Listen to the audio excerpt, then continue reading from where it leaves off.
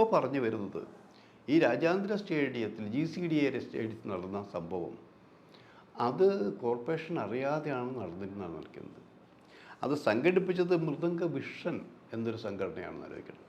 ആ മൃദംഗ വിഷൻ്റെ സംഘടനയിൽ അതായത് ഗിന്നസ് ബുക്കിൽ പേര് വരാൻ വേണ്ടി 12,000 പേര്, ഏറ്റവും കൂടുതൽ പങ്കെടുത്താലേ കിട്ടുള്ളൂ, അങ്ങനെ 12,000 പേര് പങ്കെടുക്കുന്ന നൃത്തം 10-ൽ താഴെ മിനിറ്റ്. അതിന് ഓരോ കുട്ടിയിൽ നിന്നും വാങ്ങിയത് 5,000 രൂപയാണെന്നാണ് പറയുന്നത്. അപ്പോൾ 12,000 ഇൻറ്റു 5,000 രൂപ ഏകദേശം ഒരു 6 കോടി രൂപയോളം വരില്ലേ? അത് മാറ്റിവെച്ചാൽ മറ്റൊരു കാര്യം കൂടിയുണ്ട് ഇവിടെ. ഈ പ്രോഗ്രാം കാണുന്നതിനും ഓരോ ആളിൽ നിന്നും 150-250 രൂപ വരെ മേടിച്ചിട്ടുണ്ട്. അങ്ങനെ മൊത്തം ഒരു 10 കോടി രൂപ ആ ചെലവിൽ.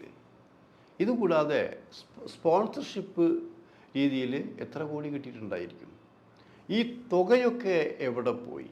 ഈ തുകയുടെ കണക്കുണ്ടോ? കണക്കുണ്ടോ എന്ന് ചോദിക്കാൻ കാരണം, നമ്മളൊരു സിനിമ കാണാൻ പോകുമ്പോൾ സിനിമാ തിയേറ്ററിൽ പഞ്ചായത്തായാലും കോർപ്പറേഷനായാലും സീലടിച്ചു കൊടുക്കും ടിക്കറ്റുമേ. ഇത്ര ടിക്കറ്റേ പോകാൻ പാടുള്ളൂ. ആ ടിക്കറ്റ് ഓരോന്നിനനുസരിച്ചുള്ള പൈസ കൊടുക്കുകയും വേണം ആ കോർപ്പറേഷനുള്ളതാണ്. ഇവിടെ ഇത്രയും ആൾക്കാർ വന്നിട്ട് ഇത്രയും കോടികൾ കിട്ടുമ്പോൾ അതിന് ഇത്ര ശതമാനം അത് കോർപ്പറേഷൻ കിട്ടേണ്ടതാണ്.